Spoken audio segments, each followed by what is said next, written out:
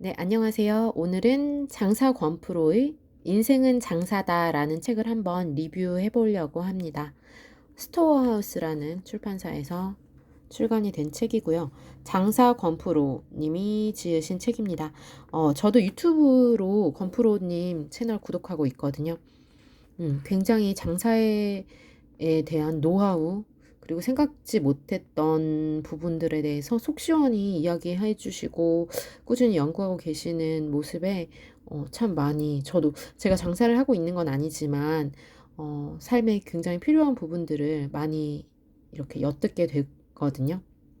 제가 어떤 가게를 방문하거나 해도 보게 되는 어떤 관점 같은 게 조금 달라지는 느낌이 들었어요. 그래서 이 인생은 장사다라는 책의 일부를 한번 소개를 해보아 드리려고 합니다. 자, 제가 일부 낭독을 한번 해보도록 할게요. 일요일은 쉽니다 라고 문 앞에 붙이면 안 되는 이유. 불과 10년 전만 하더라도 음식점은 쉬는 날이 없었다. 음식점은 항상 쉬는 날이 없는 곳이라는 생각이 지배적이었다. 그런데 요즘은 주 1회 휴무를 하는 식당이 많아졌고, 심지어 주 5일 장사를 하는 곳도 꽤 생겨나고 있는 추세다.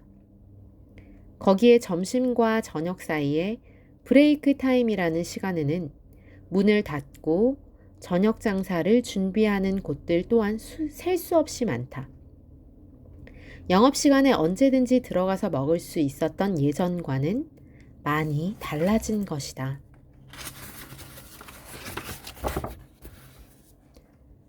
식당 운영에 있어 주 1회 휴무와 브레이크 타임이 있다는데 적극 찬성이다.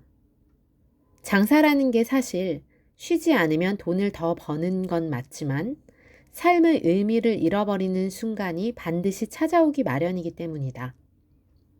장사를 시작하고 어느 정도 자리를 잡고 나면 꼭 쉬는 날을 만들고 근무 시간을 줄여서라도 본인만의 일과 삶의 균형을 맞춰가며 일을 해야 한다.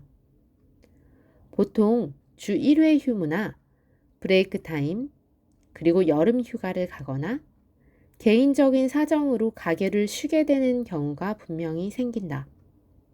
그럴 때 문 앞에 대부분 비슷한 문구를 써놓는다. 일요일은 쉽니다. 오후 3시에서 5시 브레이크 타임. 개인 사정으로 하루 쉬어갑니다.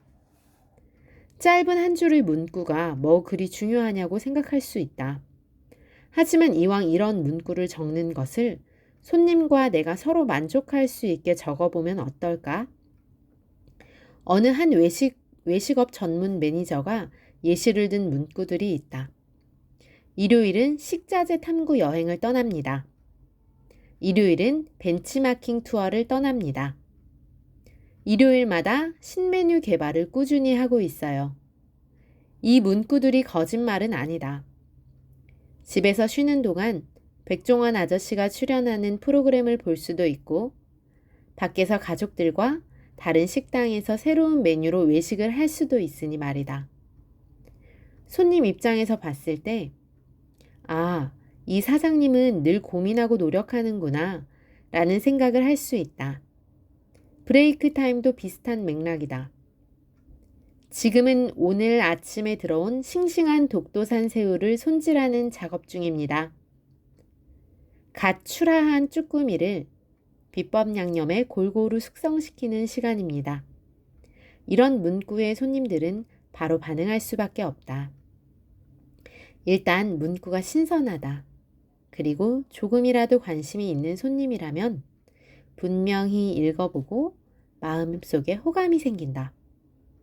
호감이라는 건 관심을 더욱더 가지게 하고 또 거기에서 동감이 파생되는 효과가 있으며 그게 바로 감동이 된다.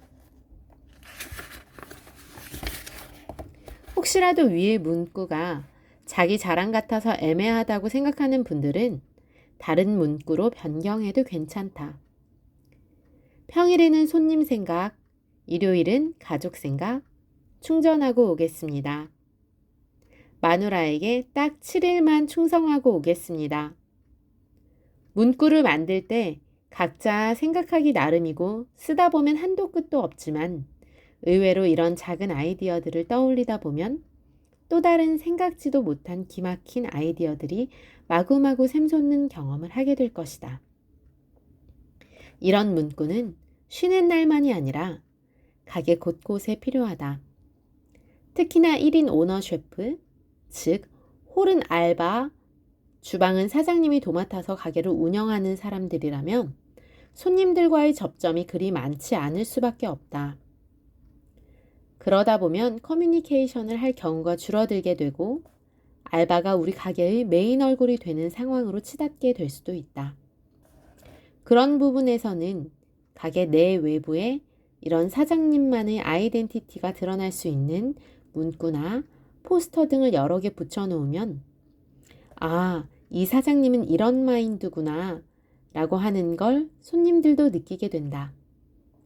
최근 생겨나는 프랜차이즈나 기존 마케팅에 특색 있는 브랜드들을 보면 그 해당 브랜드의 아이덴티티가 드러나도록 여러 문구를 사용하는 것을 알 수 있다. 하지만 1인 오너 셰프의 경우는 브랜드가 아니라 나의 아이덴티티, 우리 가게의 마인드를 드러낼 수 있도록 하는 문구들을 사용해야 한다. 어떤 식으로라도 표현을 해놓으면 손님이 나와 우리 가게를 생각했을 때 떠올리는 이미지가 분명히 생겨나기 마련이다. 그게 없는 가게와 있는 가게의 차이는 한 번 더 방문하느냐 마느냐를 결정짓는 중요한 요소가 되기 때문에 간과하고 넘어가서는 안 된다. 오늘이라도 휴일 문 앞에 걸어둘 자기만의 문구를 한번 써보자. 그거 몇 명이나 본다고 라는 생각은 하지 말자. 지금 떠오른 그 아이디어가 손님에게는 호감에서 감동으로 이어지게 될 것이다. 라는 내용이에요. 굉장히 사실 손님 입장으로 가게를 가는 경우가 많은데 요즘에는 꼭 가게를 운영하지 않더라도 뭐 유튜브 채널이라든지 뭐 인스타그램 계정이라든지 운영하는 분들이 많잖아요. 모든 게 다 마케팅과 연결이 될 수 있다고 저는 생각을 하기 때문에 이런 뭔가 소비하는 입장에 계신 분들에게 감동을 줄 수 있는 무언가를 제공한다는 것, 그게 굉장히 창의적인 일이고, 그리고 뭔가 진짜 그것이 바로 소통이 아닌가라는 생각을 하게 됐습니다. 그래서 이 책을 보시면 목차를 우선 한번 살펴볼까요? 일단 시작부터 이렇게 말씀하세요. 당신이 꼭 장사를 해야 하는 이유. 그러니까 이런 장사에 관한 책이 나온다는 자체가 굉장히 흥미롭잖아요. 나중에 유튜브에 장사 권프로 치시면 굉장히 많은 영상을 보실 수 있거든요.